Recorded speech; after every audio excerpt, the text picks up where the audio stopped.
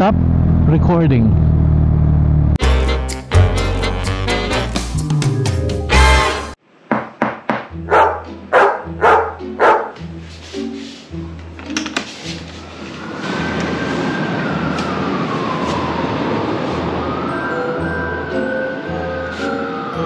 Oh?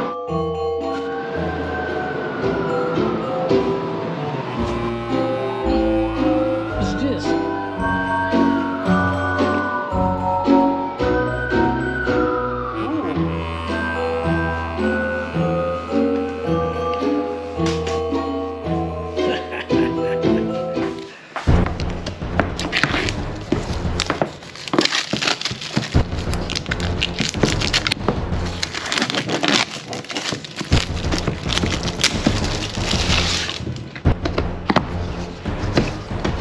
Wow!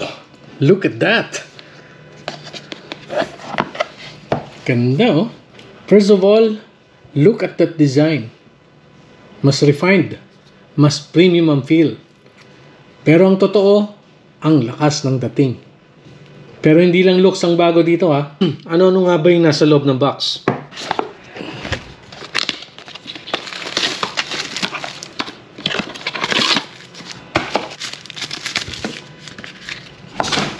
Quick start guide, safety guidelines,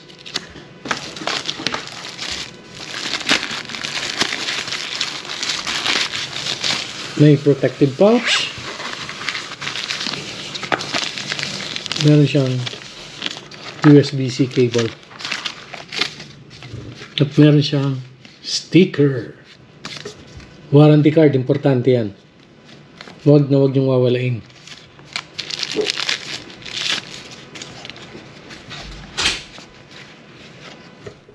Tara, connect na natin to sa ating Insta360 app.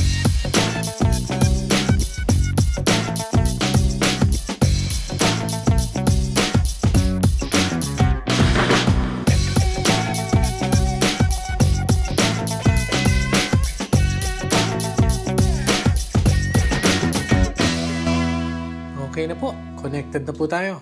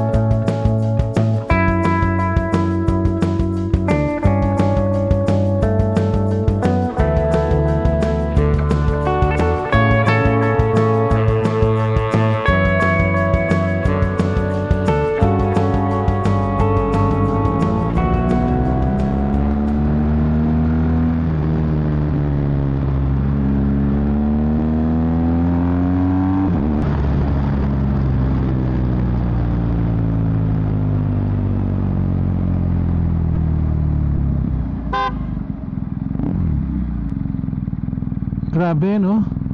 Inilawan mo na, binusunahan mo pa. Walang pakialam sa mundo.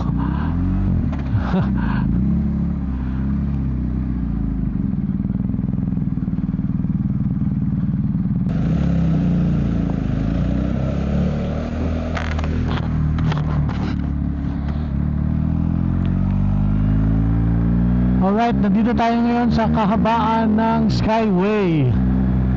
At susubukan natin ngayon ang bagong tinatawag na ultimate camera. Bakit siya nasabing ultimate? Kasi kahit isa lang ang camera mo, pwede ka na mag-vlog. Gamitan mo lang siya ng wireless mic, katulad ng gamit ko ngayon.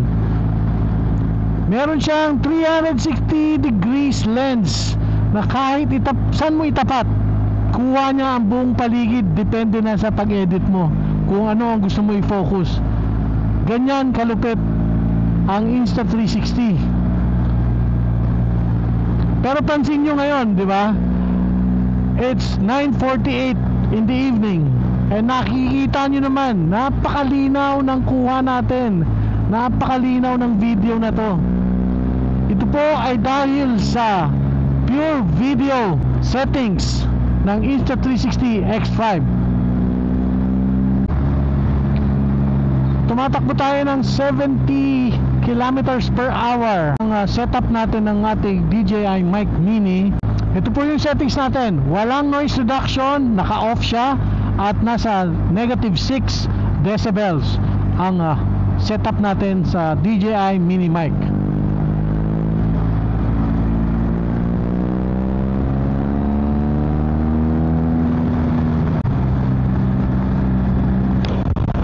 Ito naman nakabukas ang visor ng helmet, -6 decibels at noise reduction turned off. Tumatakbo tayo ng 75 kilometers per hour. Malakas po ang hangin ngayon. Malalaman natin kung maganda ang wind reduction ng DJI Mic Mini. Ito po, sarado na po ang visor natin.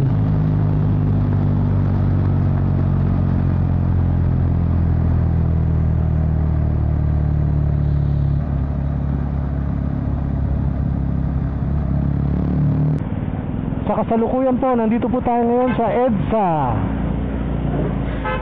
10:30 ng gabi. Gamit ang pure video ng Insta360 X5.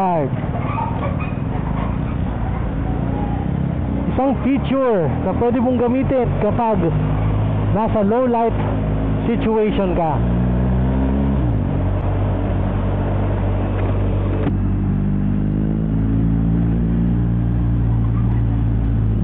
Marami pa pong sasakyan sa EDSA ng ganitong oras.